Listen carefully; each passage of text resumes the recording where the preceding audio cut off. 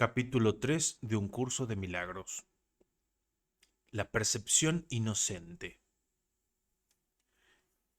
Parte 1. Expiación sin sacrificio. Hay otro punto que debe quedar perfectamente claro antes de que pueda desaparecer cualquier residuo de temor que aún esté asociado con los milagros. La crucifixión no estableció la expiación, fue la resurrección la que lo hizo. Son muchos los cristianos sinceros que no han entendido esto correctamente. Nadie que esté libre de la creencia de la escasez podría cometer tal equivocación.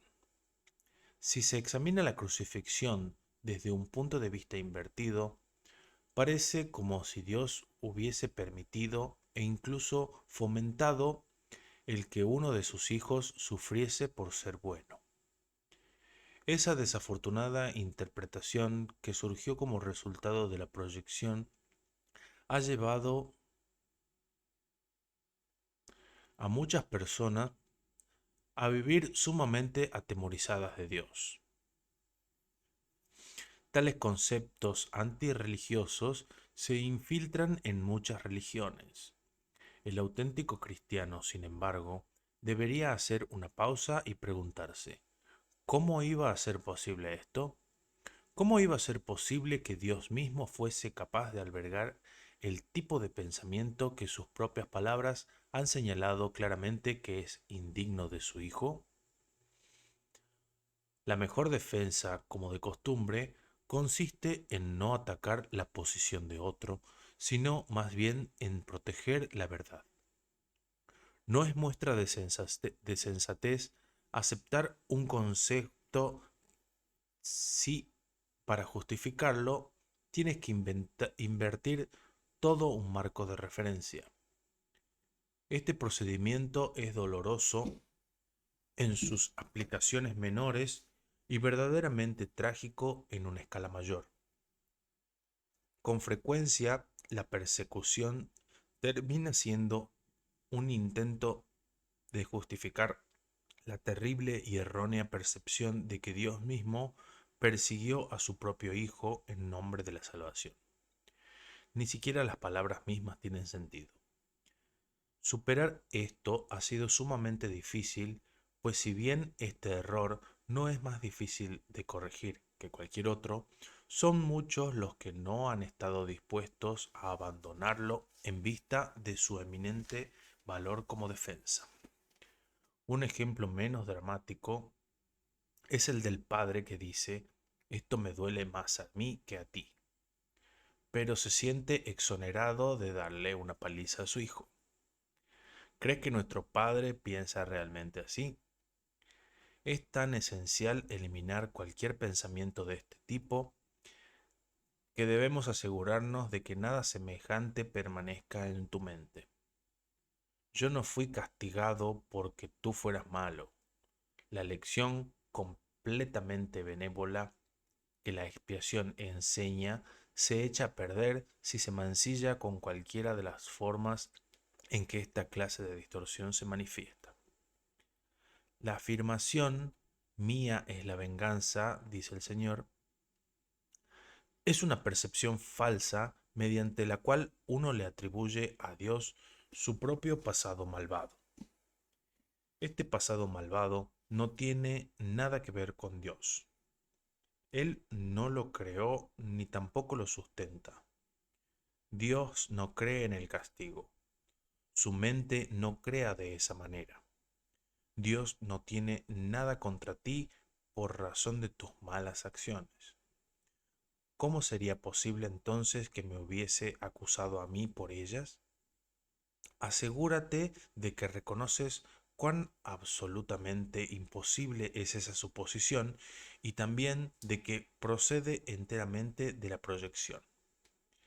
Este tipo de error es responsable de una multitud de errores similares, incluyendo la creencia de que Dios rechazó a Adán y lo expulsó del jardín del Edén. Quizás por esto piensas a veces que no te estoy guiando bien. He tomado las máximas precauciones para usar palabras que sean casi imposibles de distorsionar, pero siempre es posible tergiversar los símbolos si así se desea. El sacrificio es una noción que Dios desconoce por completo.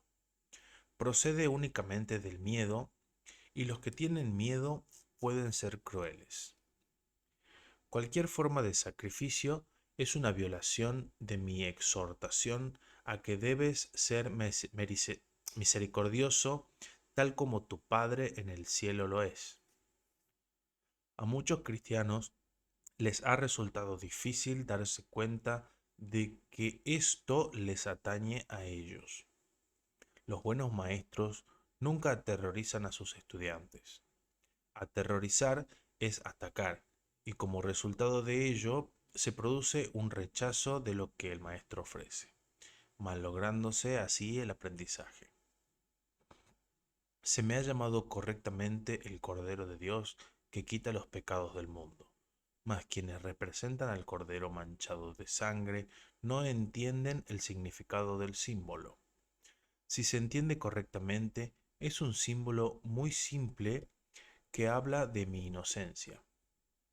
El león y el cordero, tendidos el uno junto al otro, simbolizan que la fuerza y la inocencia no están en conflicto, sino que coexisten naturalmente en paz.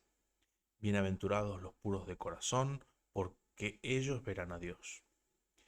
Es otra forma de decir lo mismo. Una mente pura conoce la verdad, y en eso radica su fuerza. No confunde la destrucción con la inocencia, porque asocia la inocencia con la fuerza y no con la debilidad. La inocencia es capaz de sacrificar La inocencia es incapaz de sacrificar nada, porque la mente inocente dispone de todo y solo se esfuerza por proteger su plenitud.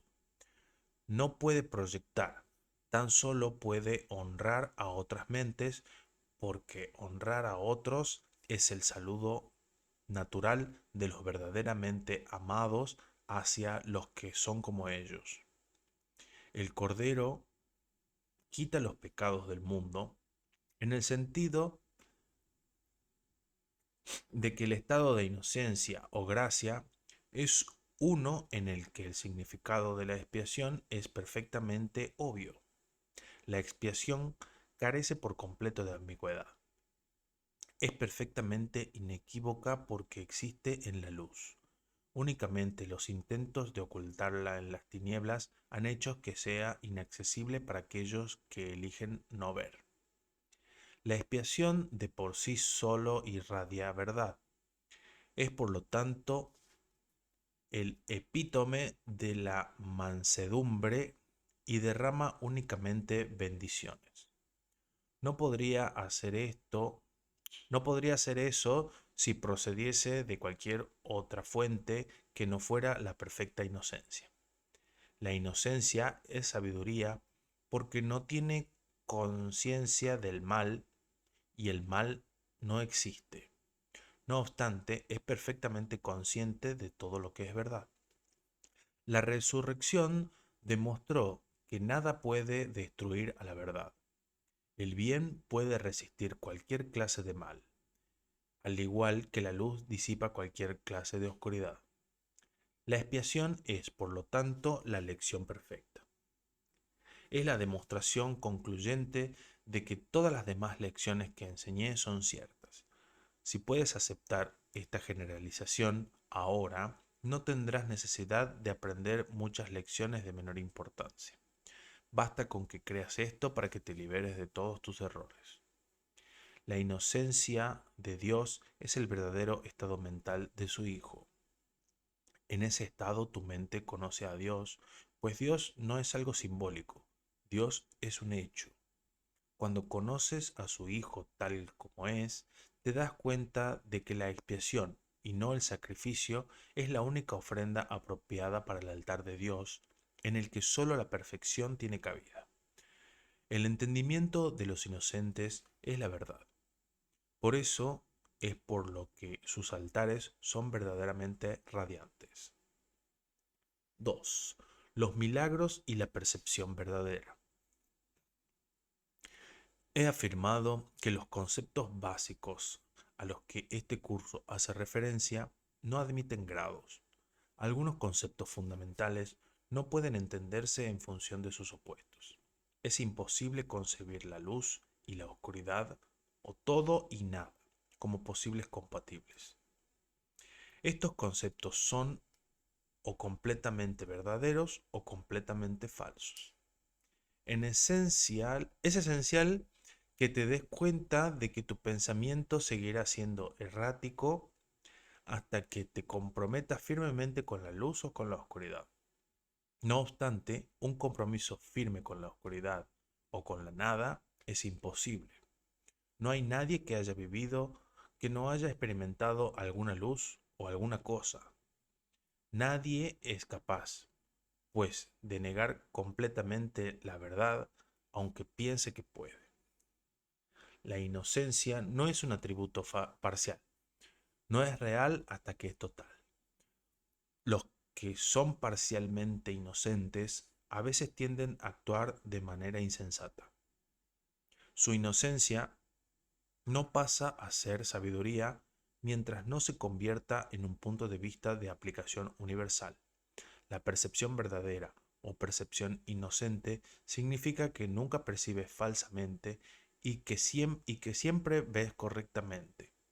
Dicho de una manera más llana, significa que nunca ves lo que no existe, pero siempre ves lo que sí existe. Cuando no tienes confianza en lo que alguien va a decir, estás dando testimonio de tu creencia de que esa persona no está en su mente recta. Difícilmente puede ser este un marco de referencia basado en el milagro. Esa falta de confianza produce asimismo el efecto desastroso de negar el poder del milagro. El milagro percibe todo tal como es. Si lo único que existe es la verdad, lo único que la mentalidad recta puede ver es la perfección. He dicho que solo lo que Dios crea o lo que tú creas con la misma voluntad existe realmente. Eso es, pues, lo único que los inocentes pueden ver. Los inocentes no sufren de una percepción distorsionada. Tienes miedo a la voluntad de Dios porque has usado tu mente que Él creó a semejanza de la suya para crear falsamente. La mente solo puede crear falsamente cuando cree que no es libre. Una mente aprisionada no es libre porque está poseída o refrenada por sí misma. Está, por lo tanto, limitada y la voluntad no es libre de afirmarse a sí misma. Ser uno es ser de una misma mente o voluntad. Cuando la voluntad de la filiación y la del Padre son una, la perfecta armonía entre ellas es el cielo. Nada puede prevalecer contra un hijo de Dios que encomienda su espíritu en manos de su Padre. Al hacer esto, la mente despierta de un sueño y recuerda a su Creador. Toda sensación de separación desaparece. El Hijo de Dios es parte de la Santísima Trinidad, pero la Trinidad en sí es una. No hay confusión entre sus niveles porque estos son de una sola mente y de una sola voluntad. Este propósito único crea perfecta integración y establece la paz de Dios. Pero esta visión solo la pueden percibir los verdaderos inocentes, quienes al ser puros de corazón defienden la percepción verdadera en vez de defenderse de ella, puesto que entienden la lección de la expiación, no tiene el deseo de atacar y por lo tanto pueden ver correctamente. Esto es lo que la Biblia quiere decir con cuando Él aparezca o sea percibido, seremos como Él, pues lo veremos tal cual es. La manera de corregir las distorsiones es dejando de tener fe en ellas y depositándola únicamente en lo que es verdad. No puedes hacer que lo que no es verdad lo sea. Si estás dispuesto a aceptar lo que es verdad en todo lo que percibes, dejas que sea verdad para ti. La verdad supera todo error, y aquellos que vivan inmersos en el error y en la vacuidad jamás pueden encontrar consuelo duradero. Cuando percibes correctamente, cancelas tus percepciones falsas y la de los demás simultáneamente, puesto que los ves tal como son. Les ofreces tu aceptación de su verdad para que ellos puedan aceptarla en sí mismos. Esta es la curación que el milagro produce. Percepción y conocimiento. Hemos estado haciendo hincapié en la percepción y apenas hemos hablado del conocimiento. Esto ha sido así porque la percepción tiene que ser corregida antes de que puedas llegar a saber nada. Saber es tener certeza. La incertidumbre significa que no sabes. El conocimiento es poder porque goza de certeza y la certeza es fuerza. La percepción es temporal. Al ser un atributo de la creencia en el espacio y en el tiempo, es susceptible a producir miedo o morir o amor. Las percepciones falsas producen miedo y las verdaderas fomentan el amor, mas ninguna de ellas brinda certeza porque toda percepción está sujeta a cambios. Por eso es por lo que la percepción no es conocimiento. La percepción verdadera es la base del conocimiento, pero gozar de conocimiento es la afirmación de la verdad, y esto se encuentra alende cualquier percepción.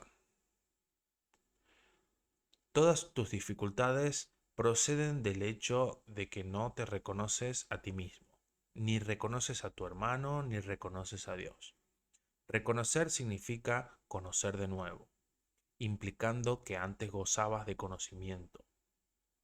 Puedes ver de muchas maneras debido a que la percepción entraña interpretación y eso quiere decir que no es íntegra ni consistente. El milagro, al ser una manera de percibir, no es conocimiento, es la respuesta correcta a una pregunta, mas cuando sabes, no preguntas. El primer paso es en el proceso de deshacer lo ilusorio, es cuestionar su realidad. El milagro, la respuesta correcta, lo corrige. Dado que las percepciones cambian, su dependencia del tiempo es obvia. La forma en que percibes en cualquier momento dado determina tu comportamiento y las acciones solo pueden tener lugar en el tiempo. El conocimiento es intemporal porque la certeza es algo incuestionable. Cuando sabes, dejas de hacer preguntas.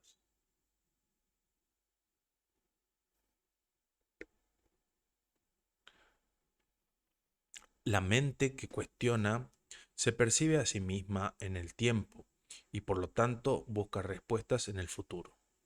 Y la mente no receptiva cree que el futuro va a ser igual que el presente.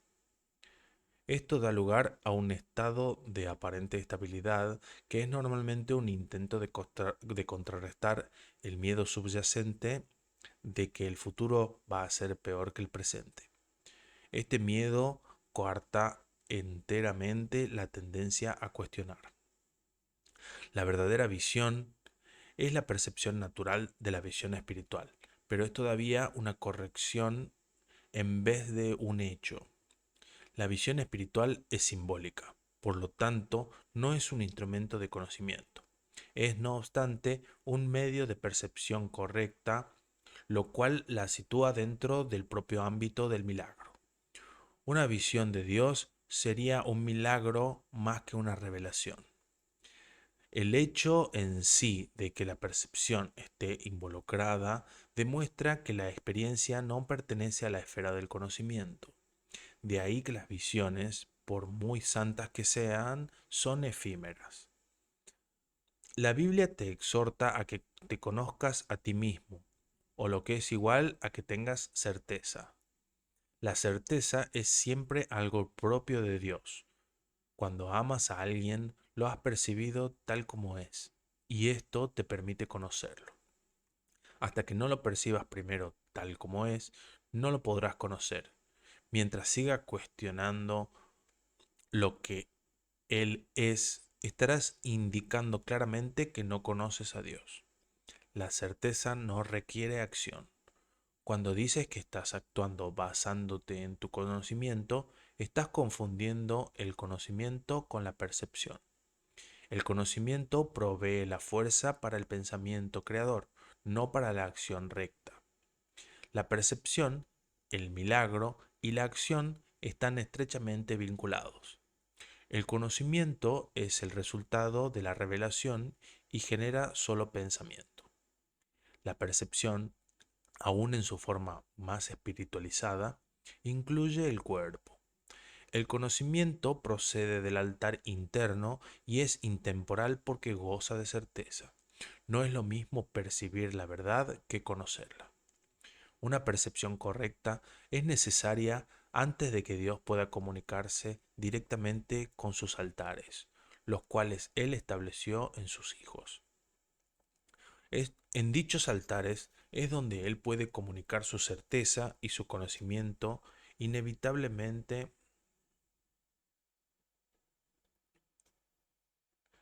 perdón, Él puede comunicar su certeza y su conocimiento inevitablemente brindará paz. Dios no es un extraño para sus hijos, ni sus hijos son extraños entre sí. El conocimiento precedió tanto a la percepción como al tiempo, y finalmente lo reemplazará. Ese es el verdadero significado de el alfa y la omega, el principio y el fin. Y de antes de que Abraham naciese era yo. La percepción puede y debe ser estabilizada, pero el conocimiento ya es estable. Teme a Dios y observa sus mandamientos, pasa a ser, conoce a Dios y acepta su certeza. Si atacas el error que ves en otro, te harás daño a ti mismo. No puedes conocer a tu hermano si lo atacas. Los ataques siempre se lanzan contra extraños. Al percibir falsamente a tu hermano, lo conviertes en un extraño y por lo tanto no puedes conocerlo. Y al haberlo convertido en un extraño, le tienes miedo. Percíbelo correctamente para que lo puedas conocer. En la creación de Dios no hay extraños. Para poder crear como Él creó, tan solo puedes crear lo que conoces y lo que por ende aceptas como tuyo. Dios conoce a sus hijos con absoluta certeza. Los creó conociéndolos. Los reconoce perfectamente. Cuando ellos no se reconocen entre sí, no lo reconocen a Él. 4. El error y el ego. Las capacidades que ahora posees no son sino sombras de tu verdadera fuerza. Todas las funciones que tienes actualmente están divididas y son susceptibles a ser cuestionadas y puestas en duda. Esto se debe a que no tienes certeza acerca de cómo las vas a usar y por consiguiente eres incapaz de gozar de conocimiento. E igualmente eres incapaz de gozar de conocimiento porque todavía percibes sin amor. Antes de que la separación introdujese la noción de grados, aspectos e intervalos, la percepción no existía. El espíritu no tiene niveles y todo conflicto surge como consecuencia del concepto de niveles. Solo los niveles de la Trinidad gozan de unidad. Los niveles producidos por la separación no pueden sino estar en conflicto. Esto se debe a que ninguno de ellos significa nada para los demás. La conciencia, el nivel de la percepción, fue la primera división que se introdujo en la mente después de la separación, convirtiendo a la mente de esta manera en un instrumento perceptor en vez de en un instrumento creador. La conciencia ha sido correctamente identificada como perteneciente al ámbito del ego. El ego es un intento de la mente errada para que te percibas a ti mismo tal como deseas ser, en vez de como realmente eres. Sin embargo, solo te puedes conocer a ti mismo como realmente eres, ya que de eso es de lo único que puedes estar seguro. Todo lo demás es cuestionable. El ego es el aspecto inquisitivo del ser que surgió después de la separación, el cual fue fabricado en vez de creado. Es capaz de hacer preguntas, pero no de percibir respuestas significativas, ya que éstas entrañan conocimiento y no se pueden percibir. La mente está, por consiguiente, confusa porque solo la mentalidad uno está exenta de confusión. Una mente separada o dividida no puede sino estar confundida.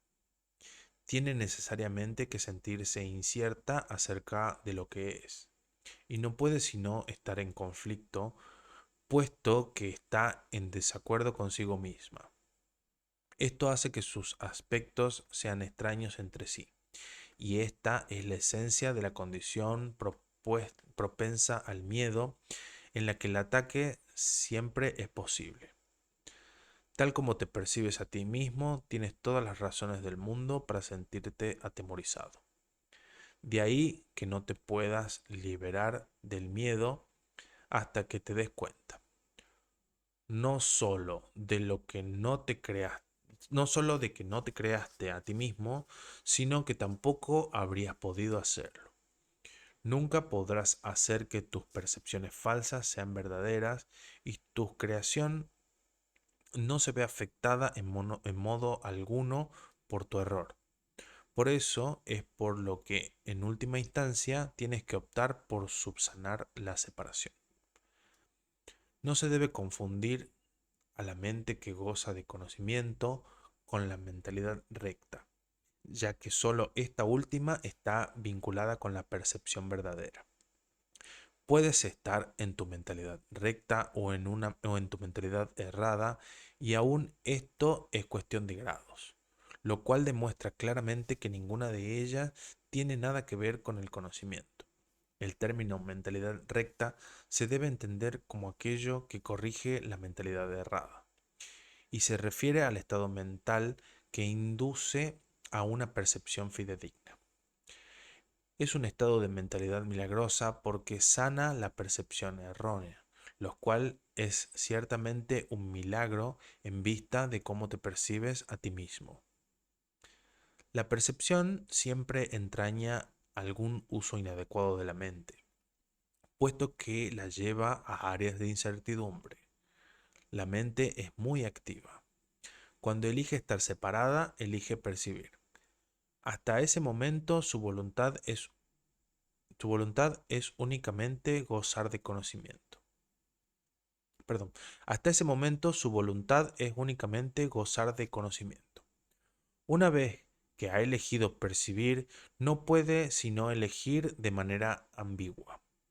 Y la única forma de escaparse de la ambigüedad es mediante una percepción clara. La mente retorna a su verdadera función solo cuando su voluntad es gozar de conocimiento.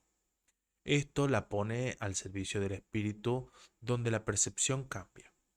La mente elige dividirse a sí misma cuando elige inventar sus propios niveles, pero no puede separarse completamente del espíritu, ya que de éste es de donde deriva todo su poder para fabricar o para crear.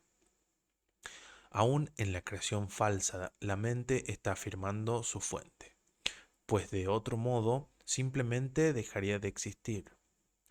Esto último es imposible, no obstante, ya que la mente le pertenece al espíritu que Dios creó y que por lo tanto es eterno.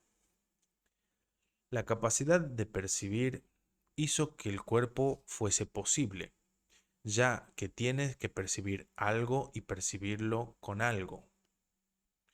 Por eso es por lo que la percepción siempre entraña un intercambio o interpretación que el conocimiento no requiere. La función interpretativa de la percepción, que es una forma de creación distorsionada, te permitió entonces llegar a la conclusión de que tú eres tu cuerpo, en un intento de escapar del conflicto que tú mismo había provocado. El espíritu que goza de absoluto conocimiento no puede avenirse a esta pérdida de poder, ya que es incapaz de albergar oscuridad. Esto hizo que el espíritu fuera casi inaccesible a la mente y completamente inaccesible al cuerpo.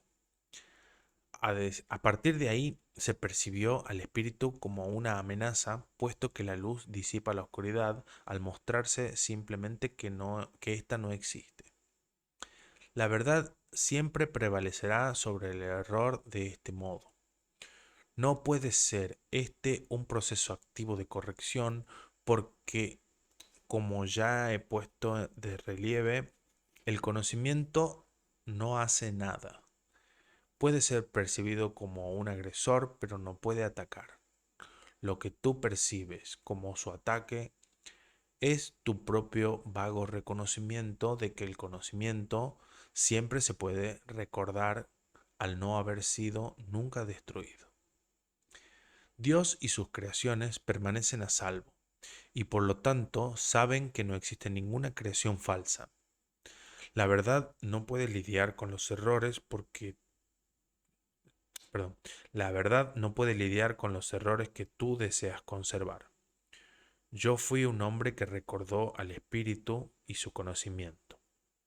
Como hombre no traté de contrarrestar los errores con el conocimiento, sino de corregir el error de raíz. Demostré tanto la impotencia del cuerpo como el poder de la mente. Al unir mi voluntad con la de mi Creador, recordé naturalmente al espíritu y su verdadero propósito. No puedo unir tu voluntad a la de Dios por ti, pero puedo borrar todas las percepciones falsas de tu mente si las pones bajo mi tutela. Solo tus percepciones falsas te interponen en tu camino. Sin ellas no hay nada, sin ellas no hay duda de la alternativa que elegirás, pues una percepción sana induce a una elección sana. No puedo elegir por ti, pero puedo ayudarte a que elijas correctamente. Muchos son los llamados, pero pocos los escogidos. Debería rezar, todos son llamados, pero solo unos pocos eligen escuchar. Por lo tanto, no eligen correctamente. Los escogidos son sencillamente los que eligen correctamente más pronto. Las mentes rectas pueden hacer esto ahora y de este modo hallar descanso para sus almas. Dios te conoce solo en paz, y esa es tu única realidad. 5. Más allá de la percepción. He dicho que las capacidades que ahora posees no son sino sombras de tu verdadera fortaleza y que la percepción, que es intrínsecamente enjuiciadora, comenzó solo después de la separación. Desde entonces nadie ha estado seguro de nada. He dejado claro asimismo que la resurrección fue el medio para regresar al conocimiento, lo cual se logró mediante la unión de la voluntad, con la unión de mi voluntad con la de mi Padre. Es oportuno ahora establecer una distinción que ha de clarificar algunos de los postulados que se presentan más adelante.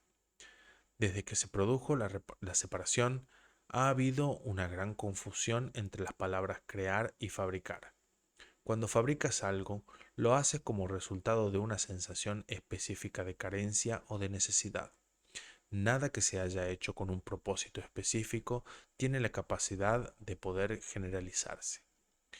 Cuando haces algo para remediar lo que percibes como una insuficiencia, estás afirmando tácitamente que crees en la separación. El ego ha inventado un gran número de sistemas de pensamientos ingeniosos con ese propósito, mas ninguno de ellos es creativo. La inventiva, aun en su manifestación más ingeniosa, es un esfuerzo en vano. Su naturaleza altamente específica apenas se compara con la creatividad abstracta de las creaciones de Dios. El conocimiento, como ya hemos observado, no conduce a la acción. Tu confusión entre tu verdadera creación y lo que has hecho de ti mismo es tan grande que te ha hecho literalmente imposible saber nada. El conocimiento es siempre estable y es evidente que tú no lo eres. Aún así, eres perfectamente estable tal como Dios te creó. En ese sentido, cuando tu comportamiento es inestable, estás en desacuerdo con en la idea que Dios tiene acerca de tu creación. Puedes hacer esto si así lo eliges, mas no lo harías si estuvieras en tu mente recta. La pregunta fundamental que continuamente te haces no puedes propiamente dirigírtela a ti mismo. Continúas preguntándote qué es lo que eres, lo cual implica solo que sabes la respuesta, no, lo cual implica no solo que sabes la respuesta, sino que es a ti a quien le corresponde proveerla. No obstante, es imposible que puedas percibirte a ti mismo correctamente. No tienes una imagen que puedas percibir. La palabra imagen está siempre vinculada con la percepción y no forma parte del conocimiento. Las imágenes son simbólicas y representan algo diferente de ellas mismas. La idea de cambiar de imagen reconoce el poder de la percepción, pero implica también que no hay nada estable en ti que se pueda conocer. El conocimiento no está sujeto a interpretaciones. Puedes tratar de interpretar el significado de algo, pero siempre existe la posibilidad de equivocarse porque se refiere a la percepción que se tiene del significado. Tales incongruencias son el resultado de tus intentos de considerarte a ti mismo separado y no separado al mismo tiempo. Es imposible incurrir en una confusión tan fundamental sin aumentar aún más tu confusión general. Tu mente podrá haber llegado a ser muy ingeniosa, pero como siempre ocurre cuando el método y el contenido están en desacuerdo, la usas en un fútil intento de escaparte de un callejón sin salida. El ingenio no tiene nada que ver con el conocimiento, pues el conocimiento no requiere ingeniosidad. El pensamiento ingenioso no es la verdad que te hará libre, pero te liberarás de la necesidad de usarlo una vez que estés dispuesto a prescindir de él. La oración es una forma de pedir algo. Es el vehículo de los milagros. Mas la única oración que tiene sentido es la del perdón, porque los que han sido perdonados lo tienen todo. Una vez que se ha aceptado el perdón, la oración, en su sentido usual, deja de tener sentido. La oración del perdón no es más que una petición para que puedas reconocer lo que ya posees.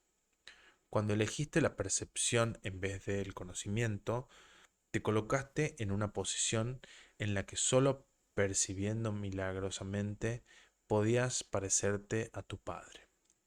Has perdido el conocimiento de que tú mismo eres un milagro de Dios. La creación es tu fuente y es también la única función que verdaderamente tienes. La afirmación Dios creó el hombre a imagen y semejanza propia necesita ser reinterpretada. Imagen puede entenderse como pensamiento y semejanza como de una calidad idéntica. Dios efectivamente creó al espíritu en su propio pensamiento y de una calidad semejante a la suya. No hay nada más. La percepción, por otra parte, no puede tener lugar sin la creencia en más y en menos. La percepción entraña selectividad a todo nivel. Es un proceso continuo de aceptación y rechazo, de organización y reorganización de sustitución y cambio. Evaluar es un aspecto esencial de la percepción, ya que para poder seleccionar es necesario juzgar. ¿Qué le ocurre a la percepción en ausencia de juicios o de nada que no sea perfecta igualdad? Percibir se vuelve imposible. La verdad solo puede conocerse. Toda ella es igualmente verdadera y conocer cualquier parte de ella es conocerla en su totalidad. Únicamente la percepción entraña una conciencia parcial. El conocimiento trasciende las leyes que gobiernan la percepción, porque un conocimiento parcial es imposible. El conocimiento es uno y no tiene partes separadas. Tú que eres realmente uno con él, solo necesitas conocerte a ti mismo para que tu conocimiento sea total. Conocer el milagro de Dios es conocerlo a Él. El perdón es lo que sana la percepción de separación. Es necesario que percibas correctamente a tu hermano debido a que las mentes han elegido considerarse a sí mismas como entidades separadas. El espíritu tiene absoluto conocimiento de Dios. En eso radica su poder milagroso. El hecho de que cada uno de nosotros disponga de ese poder en su totalidad es una condición enteramente ajena al pensar del mundo. El mundo cree que si alguien no lo sabe todo, no queda nada para los demás. Mas los milagros de Dios son tan totales como sus pensamientos, porque son sus pensamientos. Mientras continúe habiendo percepción, la oración será necesaria, puesto que la percepción se basa en la escasez. Los que perciben no han aceptado totalmente la expiación ni se han entregado a la verdad. La percepción se basa en un estado de separación, así que todo aquel que de alguna manera percibe tiene necesidad de curación. El estado natural de los que gozan de conocimiento es la comunión, no la oración. Dios y su milagro son inseparables. Cuán bellos son en verdad los pensamientos de Dios que viven en su luz. Su valía está más allá de la percepción porque está más allá de toda duda. No te percibas a ti mismo bajo ninguna otra luz. Conócete en la única luz en la que el milagro que eres se alza en perfecta claridad. 6. Los juicios y el problema de la autoridad. Hemos hablado ya del juicio final, aunque no con gran detalle. Después del juicio final no habrá ningún otro. Dicho juicio es simbólico porque más allá de la percepción no hay juicios. Cuando la Biblia dice, no juzguéis y no seréis juzgados, lo que quiere decir es que si juzgas la realidad de otros, no podrás evitar juzgar la tuya propia. La decisión de juzgar en vez de conocer es lo que nos hace perder la paz. Juzgar es el proceso en el que se basa la percepción, pero no el conocimiento. He hecho referencia a esto anteriormente al hablar de la naturaleza selectiva de la percepción y he señalado que la evaluación es obviamente su requisito previo. Los juicios siempre entrañan rechazo. Nunca ponen de relieve solamente los aspectos positivos de lo que juzgan, ya sea en ti o en otros. Lo que se ha percibido y se ha rechazado, o lo que se ha juzgado y se ha determinado que es imperfecto, permanece en tu mente porque ha sido percibido.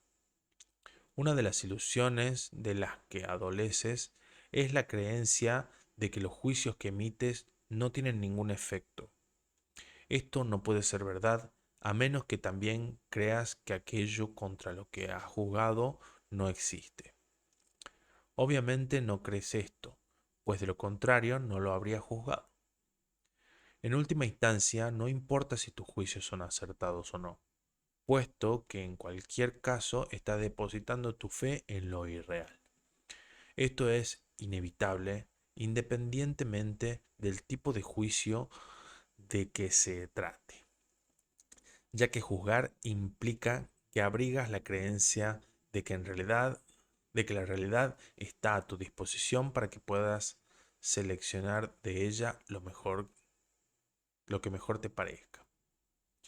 No tienes idea del tremendo alivio y de la profunda paz que resultan de estar con tus hermanos o contigo mismo sin emitir juicios de ninguna clase.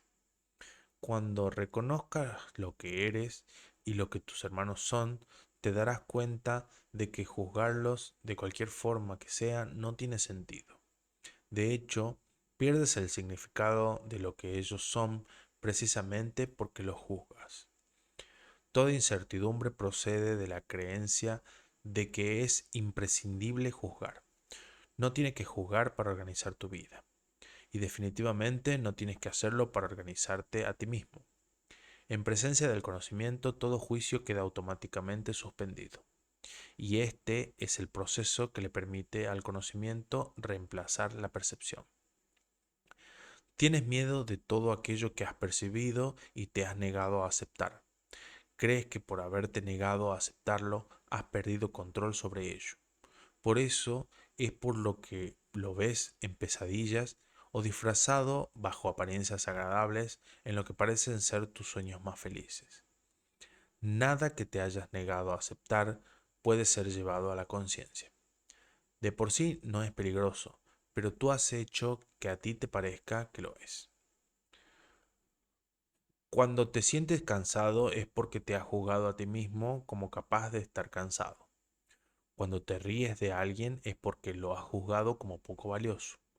Cuando te ríes de ti mismo, no puedes por menos que reírte de los demás, aunque solo sea porque no puedes tolerar la idea de ser menos que ellos. Todo esto hace que te sientas cansado, ya que es algo básicamente descorazonador. No eres realmente capaz de estar cansado, pero eres muy capaz de agotarte a ti mismo. La fatiga que produce jugar continuamente es algo prácticamente intolerable. Es curioso que una habilidad tan débilmente goce de tanta popularidad. No obstante, si deseas ser el autor de la realidad, te empeñarás en aferrarte a los juicios. También les tendrás miedo, al creer que algún día serán usados contra ti. Sin embargo, esta creencia solo puede existir en la medida en que creas en la eficacia de los juicios como un arma para defender tu autoridad. Dios ofrece únicamente misericordia. Tus palabras deben reflejar solo misericordia porque eso es lo que has recibido y eso es lo que deberías dar. La justicia es un expediente temporal o un intento de enseñarte el significado de la misericordia. Es juzgadora únicamente porque tú eres capaz de cometer injusticias. He hablado de distintos síntomas y a ese nivel la variedad de los mismos es casi infinita. Todos ellos tienen, no obstante, una sola causa, el problema de la autoridad. Esta es la raíz de todo mal. Cada síntoma que el ego inventa es una contradicción debido a que la mente está dividida entre el ego y el Espíritu Santo, de tal modo que cualquier cosa que el ego haga es parcial y contradictoria. Esta posición insostenible es el resultado del problema de la autoridad que al aceptar como premisa el único pensamiento inconcebible, solo puede producir ideas que a su vez son inconcebibles. El problema de la autoridad es en realidad una cuestión de autoría. Cuando tienes un problema de autoridad es porque es siempre porque crees ser tu propio autor y proyectas ese engaño sobre los demás. Percibes entonces la situación como una en la que los demás están literalmente luchando contigo para arrebatarte tu autoría. Este es el error fundamental de todos aquellos que creen haber usurpado el poder de Dios. Esta creencia les resulta aterradora, pero a Dios ni siquiera le inquieta. Él está deseoso, no obstante, de erradicarla, no como un castigo para sus hijos, sino solo porque sabe que les produce infelicidad. Las creaciones de Dios disponen que la verdadera autoría, mas tú Las creaciones de Dios disponen de la verdadera autoría, mas tú prefieres permanecer anónimo cuando eliges separarte de tu autor. Al no tener certeza con respecto a tu verdadera autoría, crees que tu creación fue anónima. Esto te pone en una situación en la que lo único que parece tener sentido es creer que tú te creaste a ti mismo. La disputa acerca de tu autoría ha dejado a tu mente en tal estado de incertidumbre que ésta puede incluso llegar a dudar de que tú realmente existas. Solo los que abandonan todo deseo de rechazar pueden saber que es imposible que ellos mismos puedan ser rechazados. No has usurpado el poder de Dios, pero lo has perdido. Afortunadamente, perder algo no significa que haya desaparecido. Significa simplemente que no recuerdas dónde está. Su existencia no depende de que puedas identificarlo o incluso localizarlo. Es posible contemplar la realidad sin juzgar y sencillamente saber que está ahí. La paz es el patrimonio natural del espíritu. Todo el mundo es libre de rechazar su herencia, pero no de establecer lo que ésta es. El problema que todos tienen que resolver es la cuestión fundamental de la autoría. Todo miedo procede en última instancia, y a veces por rutas muy tortuosas, de negar la verdadera autoría. La ofensa no es nunca contra Dios, sino contra aquellos que lo niegan. Negar su autoría es negarte a ti mismo la razón de tu paz, de modo que solo te puedes ver a ti mismo fragmentado. Esta extraña percepción es el problema de la autoridad. No hay nadie que de una manera u otra no se sienta aprisionado, si ese es el resultado de su libre albedrío. Tiene por ende que considerar que su voluntad no es libre, o de lo contrario, el razonamiento circular de esta premisa sería evidente. El libre albedrío no puede sino conducir a la libertad. Los juicios siempre aprisionan, ya que fragmentan la realidad con las inestables balanzas del deseo. Los deseos no son hechos. Desear implica que ejercer la voluntad no es suficiente. Sin embargo, nadie que esté en su mente recta podría creer que lo que desea es tan real como lo que su voluntad dispone. En vez de busca primero el reino de los cielos, di que tu voluntad sea antes que nada alcanzar el reino de los cielos. Y habrás dicho, sé lo que soy y acepto mi herencia. 7. Crear en contraposición a crear una imagen propia. Todo sistema de pensamientos tiene que tener un punto de partida. Empieza ya sea creando o fabricando, diferencia esta a la que ya hemos hecho referencia.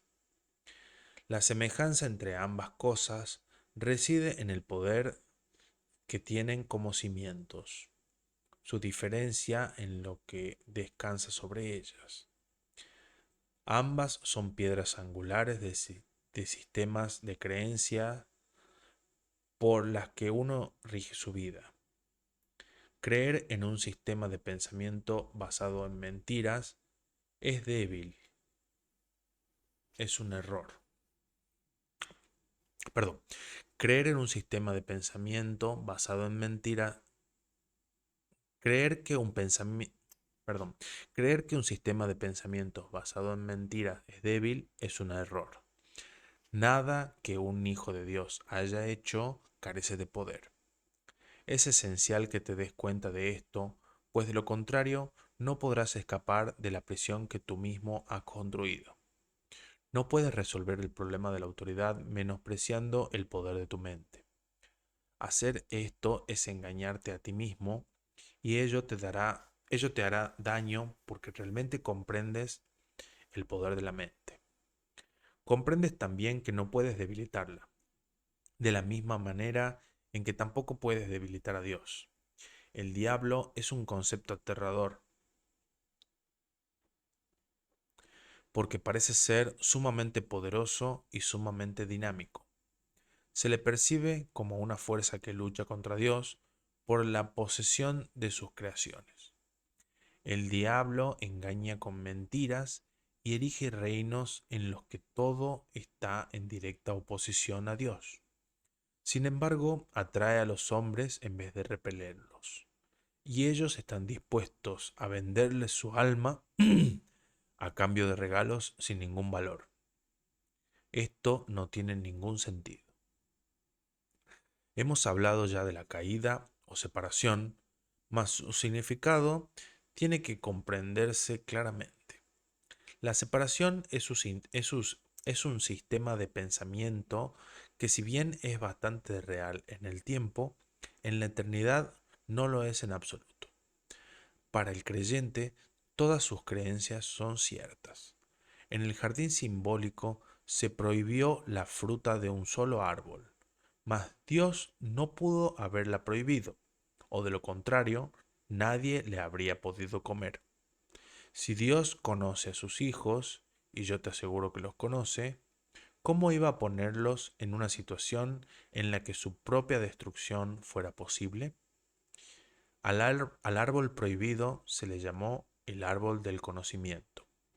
Sin embargo, Dios creó el conocimiento y se lo otorgó libremente a sus creaciones. Este simbolismo se ha interpretado de muchas maneras, pero puedes estar seguro de que cualquier interpretación que conciba a Dios o a sus creaciones como capaces de destruir su propio propósito es errónea. Comer de la fruta del árbol del conocimiento es una expresión que simboliza la usurpación de la capacidad de autocrearse. Solamente en este sentido no son Dios y sus creaciones co-creadores. La creencia de que lo que son está implícita en el autoconcepto, es decir, la tendencia de ser a forjar una imagen de sí mismo. Las imágenes solo pueden percibir, no conocer. El conocimiento no puede engañar, pero la percepción sí. Puedes percibirte como tu propio creador, pero lo que a lo sumo puedes hacer es creértelo. No puedes hacer que sea verdad. Y como dije anteriormente, cuando por fin percibas correctamente, no podrás sino alegrarte de que sea así. Hasta entonces, empero, la creencia de que puedes es la piedra angular de tu sistema de pensamientos, y utilizas tus defensas para atacar las ideas que podrían ponerla al descubierto. Todavía crees que eres una imagen que tú mismo fabricaste. Tu mente está en desacuerdo con el Espíritu Santo en este punto, y no hay posibilidad de que esto se resuelva mientras te empeñes en creer lo que es literalmente inconcebible. Esta es la razón de que no puedas crear y de que tengas miedo de todo lo que fabricas. La mente puede hacer que la creencia en la separación sea muy real y aterradora. Y esta creencia es lo que es el diablo. Es la idea poderosa, dinámica y destructiva de que está en clara oposición a Dios debido a que literalmente niega su paternidad. Examina tu vida y observa lo que el diablo ha hecho, pero date cuenta de que eso que ha hecho se desvanecerá completamente a la luz de la verdad, ya que su cimiento es una mentira. El hecho de que Dios te haya creado constituye el único cimiento que no puede ser debilitado, ya que la luz se encuentra en él. Tu punto de partida es la verdad, y tienes que retornar a tu origen. Mucho se ha visto desde entonces, pero en realidad no ha ocurrido nada. Tu ser no ha dejado de estar en paz, a pesar de que tu mente está en conflicto. Todavía no has retornado lo suficiente, y de ahí que tengas tanto miedo. A medida que te acercas a tu origen, experimentas el miedo a la destrucción de un sistema de pensamientos como si se tratase del miedo a la muerte. Pero la muerte no existe, o que existe es una creencia en la muerte. La rama que no da fruto será cortada y se secará. Alégrate de que sea así. La luz brillará desde el verdadero cimiento de la vida y tu forma de pensar quedará corregida. No puede ser de otra manera. Tú que tienes miedo de la salvación, estás eligiendo la muerte. Vida y muerte, luz y oscuridad, conocimiento y percepción son conceptos irreconciliables. Creer que se puede reconciliar es creer que Dios y su Hijo no pueden reconciliarse. Solo la unicidad del conocimiento está libre de conflicto. Tu reino no es de este mundo porque te fue dado desde más allá de él. La idea de un problema de autoridad tiene sentido únicamente en este mundo. El mundo no se abandona mediante la muerte, sino mediante la verdad.